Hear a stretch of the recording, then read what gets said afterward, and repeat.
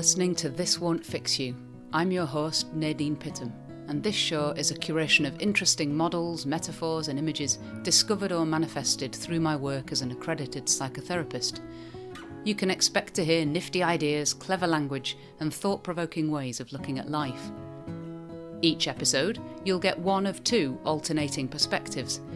First, a conversation which introduces and discusses the theory or idea, and we call this the A side, and then the B side, which, while not therapy, is a deeper exploration of that theory or idea from a more therapeutic standpoint.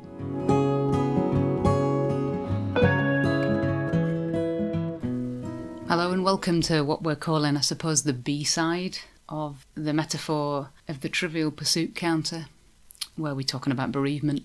And this is the slightly more intimate version where it's just me and the microphone and you. And maybe you get a little bit more of a up-close idea about what therapy might look like in relation to this subject. And because we're talking about bereavement, let me start by saying that bereavement is brutal. When we're bereaved, we're forced to suddenly have to live in a new way, and that adjustment is so incredibly painful.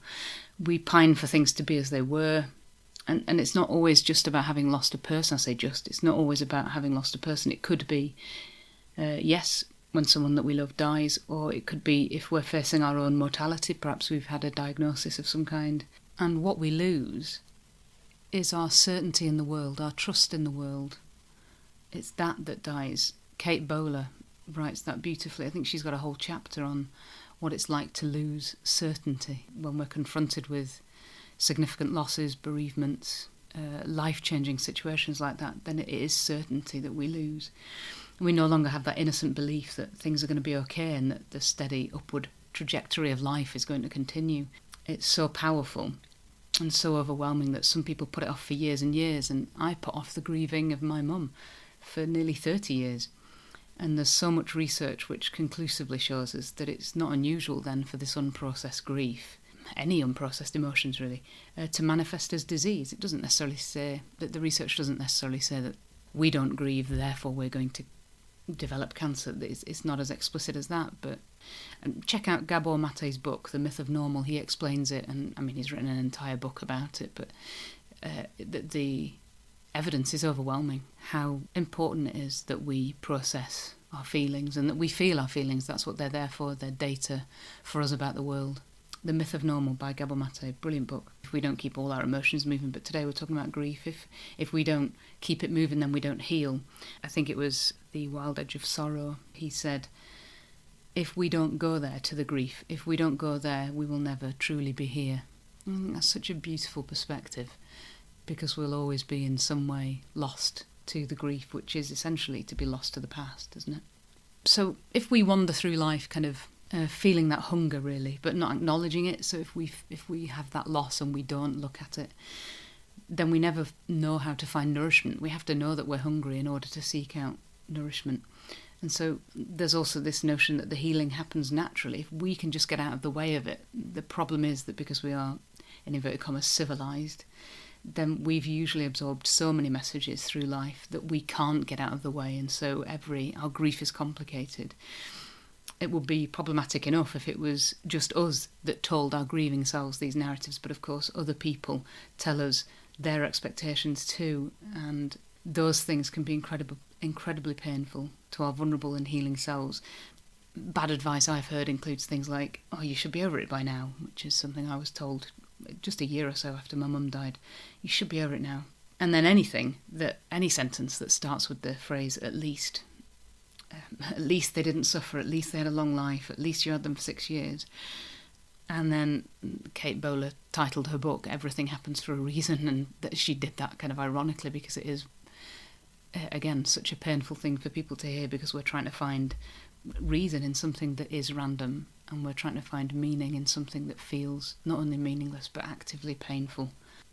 And so on the back of hearing those comments, I suppose it's even more relevant, isn't it? When we think about those comments, it's even more important to find people, someone, maybe a therapist, who can help you find what's true for you, help you find your truth, because all those comments are comments from a societal perspective about other people, perhaps sometimes feeling frightened themselves, and they're putting that fear onto you, whereas a therapist will give you the space to find out what's right for you, which is so important.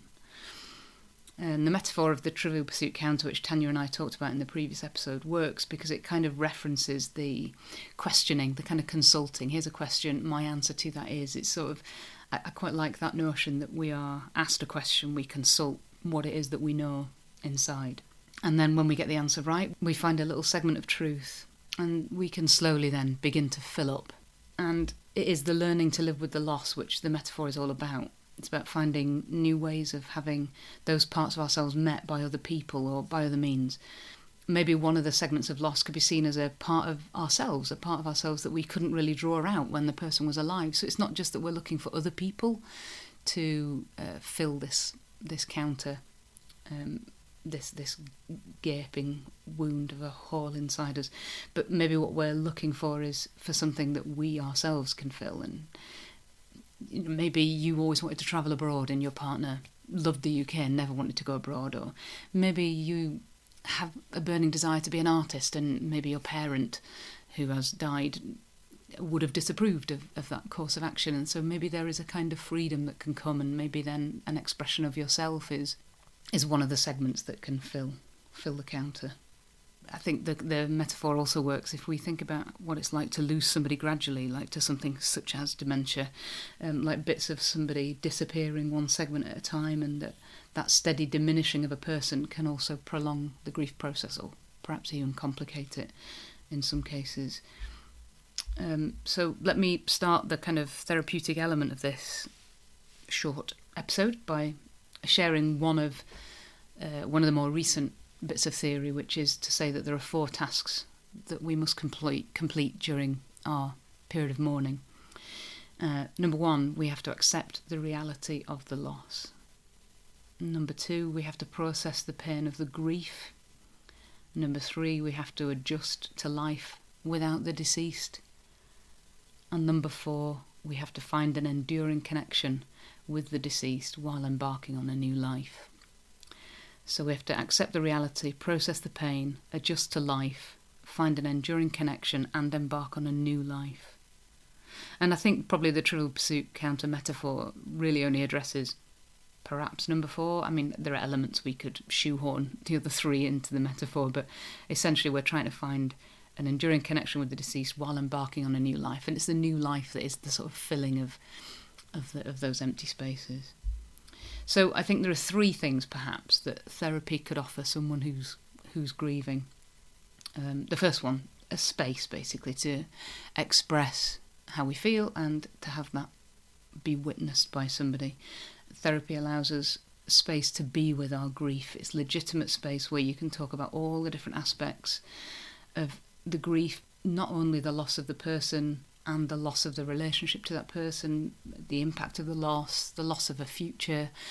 A therapist can hold space for all of that. And like Tanya said in the conversation, so often we feel like if we are the grieving person, we'll feel like we are burdening other people with our grief. And while I don't think that that's true, I think if we find the right person, they don't feel burdened. Actually, I think people find it a privilege to be chosen to be spoken to about grief. And anybody who feels like they are being burdened, perhaps they're not the person to talk to for sure. But I do think that finding a therapist where the space is dedicated to you, I think allows a release of the pressure to build up. Like, you know, if you have a regular appointment every Wednesday morning at 10 o'clock with your therapist, then even in the sort of days in between, you have a kind of holding marker of that person, of the therapist in your head, and a space and a knowing that I will have my time to talk about this. We're not waiting for contact from a friend or a relative to come and support us.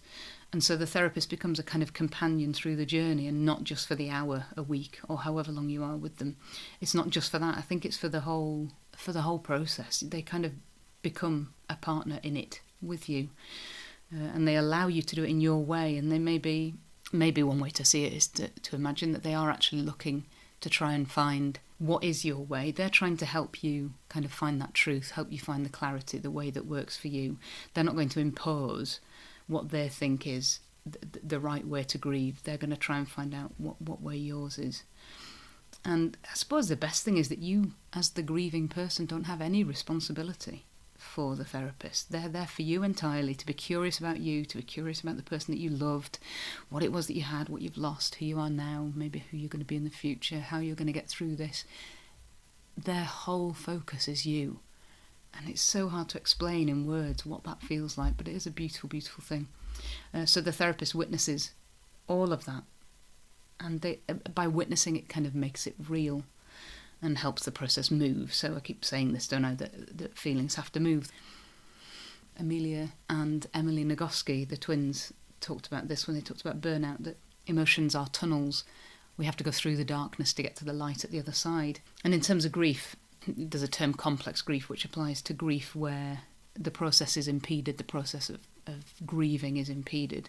There's a stuckness, and a therapist can help the process keep moving.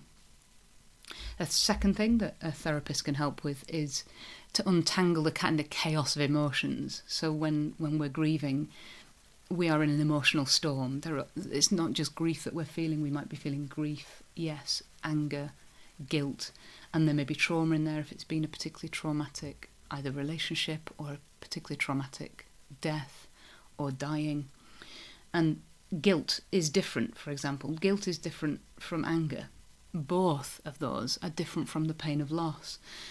And guilt is often a huge component of grief, not necessarily for any good reason, but guilt often features, and a therapist will help you be able to identify where your feelings are expressions of guilt and how helpful or indeed how unhelpful that is for you in your recovery. And then that can all be explored. Because what we often feel guilty about can be determined by our responses to what is expected of us and how we think we should be behaving, where we think we should be, and what the person who has died would want from us. And we get all confused in that. And anger too. Let me just offer a word to anger, that it is a valid emotion in response to loss. And not just in situations where it might seem more obvious to feel anger, such as loss through suicide. Again, Gabor Mate talks about this in his book, The Myth of Normal. I think he also talks about it on Elizabeth Day's How to Fail podcast.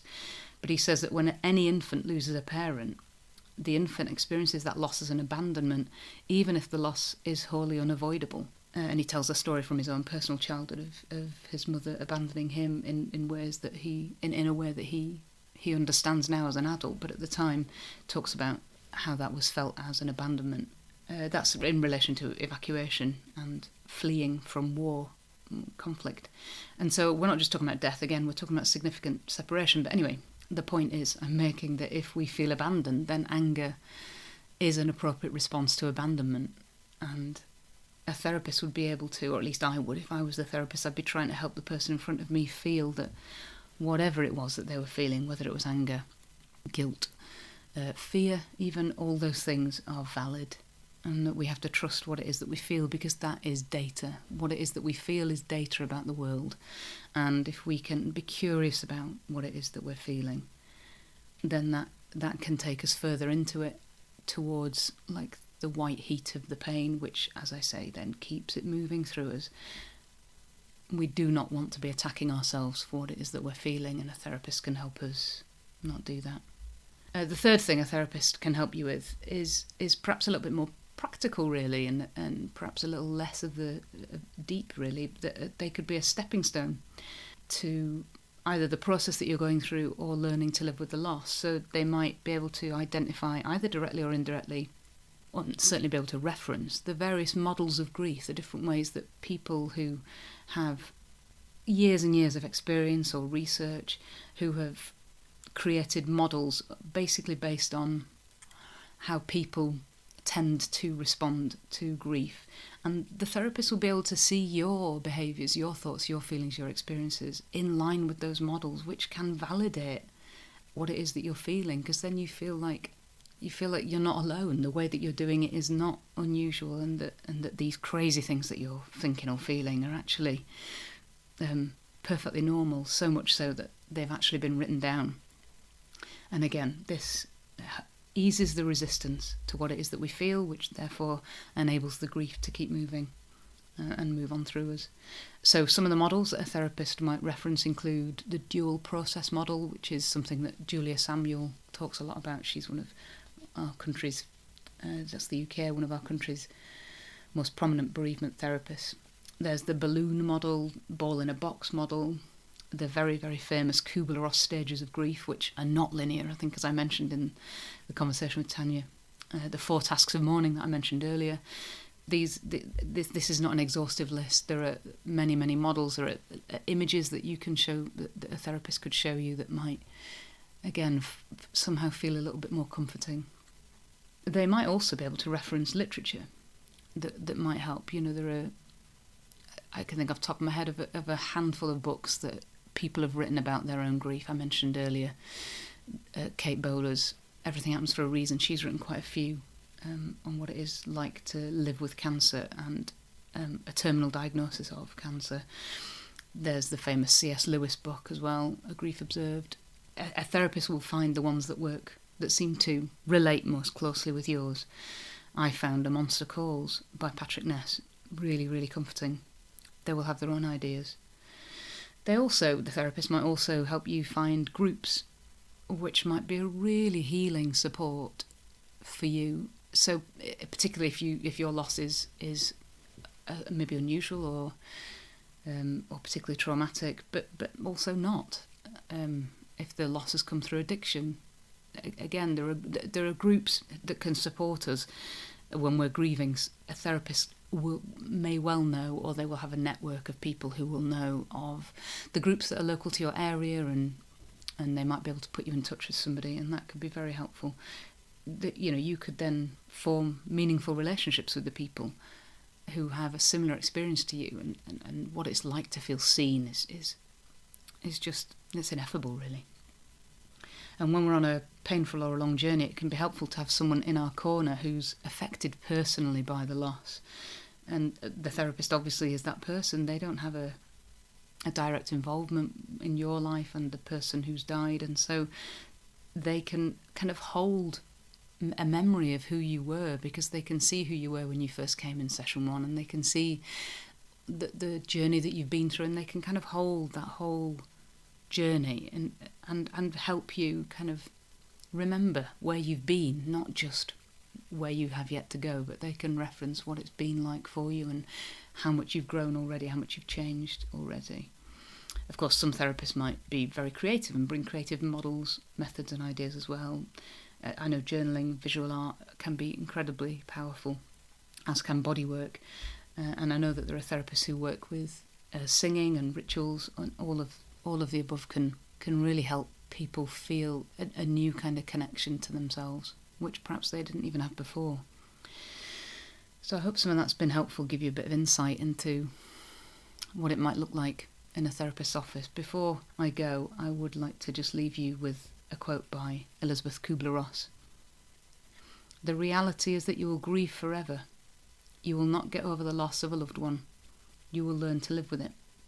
You will heal and you will rebuild yourself around the loss that you have suffered. You will be whole again, but you will never be the same. Nor should you be the same, nor would you want to be."